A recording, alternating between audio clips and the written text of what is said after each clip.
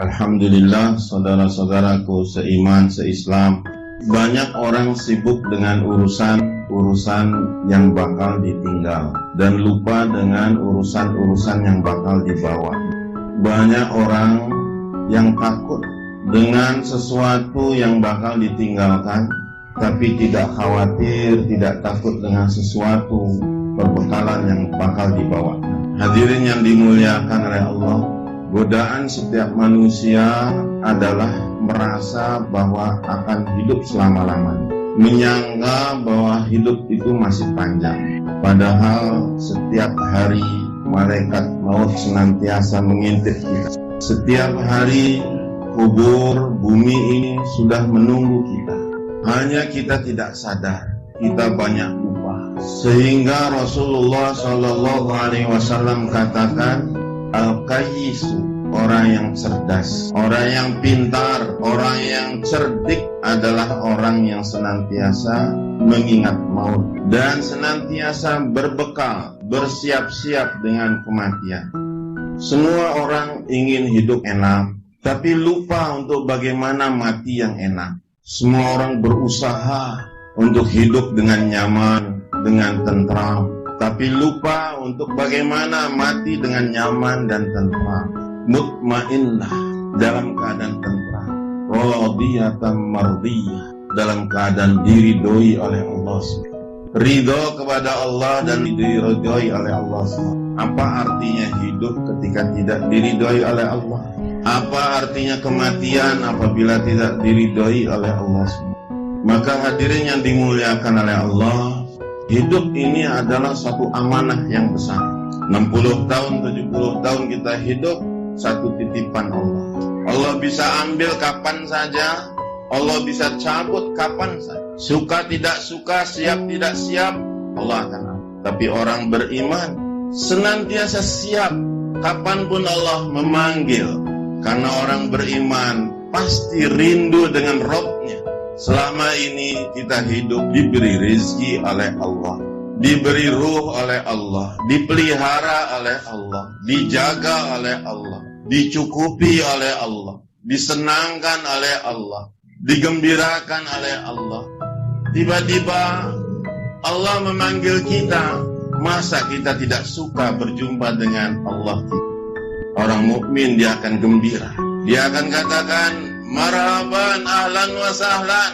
Sebagaimana diriwayatkan, ada seseorang yang menjadi raja zalim dengan kekayaannya, dengan kekuasaannya, merasa dirinya sebagai Tuhan. Setiap dia akan berjalan, dia akan sibukkan banyak orang. Semua mesti menuruti kehendaknya, semua mesti menuruti keinginannya, tunduk, bersujud, patuh, taat pada dia. Maka di hari yang ditentukan, raja ini pun dia bersiap-siap. Dia pilih baju yang terbagus, dia pilih kendaraan yang terbagus, kereta kuda yang terbagus, pengawal-pengawal yang terbaik. Namun ketika keluar dari kerajaan dan seluruh masyarakat bersorak menyambut keagungannya, tiba-tiba datang mendekat satu orang tua yang begitu menakutkan. Dia heran, tidak ada satupun pengawal yang bisa mencegah dia dari mendatangi dirinya. Dia raja, di sekitarnya banyak pasukan. Maka raja berkata, siapa kamu? Orang itu pun berkata, aku adalah tamu yang tidak bakal dapat dicegah oleh siapapun. Siapa kamu? Ditanya lagi. Maka barulah dijawab, saya adalah malaikat pencabut nyawa. Saya Israel. Mau apa kamu? Penuh rasa takut, tahu bahwa yang dihadapannya adalah seorang malaikat pencabut nyawa. Maka kata Israel, aku ditugaskan untuk mencabut nyawa. Bertambah takut lagi. Maka raja itu pun berkata dengan memelas-melas ketakutan, ampuni saya, beri waktu saya, jangan cabut nyawa saya sekarang. Izinkan saya kembali ke istana. Izinkan saya berwasiat ini itu, membagi harta saya, mewariskan kerajaan saya, berpesan ini dan sebagainya. Maka kata malaikat Israel, tidak ada lagi waktu bagi kamu. Hari ini juga, saat ini juga adalah waktu yang telah ditentukan. Kamu berpisah dengan dunia yang fana ini. Maka dicabut nyawanya, dia pun tumbang seperti pohon yang tumbang. Maka kemudian malaikat Israel pun pergi ke satu kebun. Dia datangi seorang mukmin yang saleh, yang dia dengan kemiskinannya, kesederhanaannya, didatangi oleh Israel alaihissalam. Assalamualaikum. Kata mukmin saleh itu, waalaikumsalam. Ada apa? Saya mau ketemu dengan engkau. Oh, siapa Anda? Saya adalah malaikat Israel. Kata mukmin saleh itu, malaikat Israel, Anda mau mencabut nyawa saya? Ya, saya memang diperintah. Masa hidupmu sudah habis di dunia ini.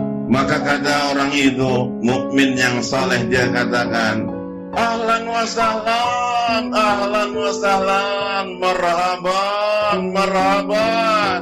Engkaulah yang aku tunggu, engkaulah yang aku nanti-nanti. Silakan, cabut nyawa saya. Aku sudah rindu ingin berjumpa dengan Rabb. Apa kata malaikat Israel? Oh tidak, masih ada waktu.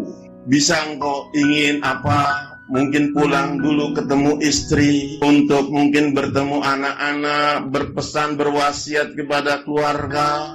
Silakan, masih ada waktu lagi. Apa jawab orang mukmin itu? Dia katakan, tidak.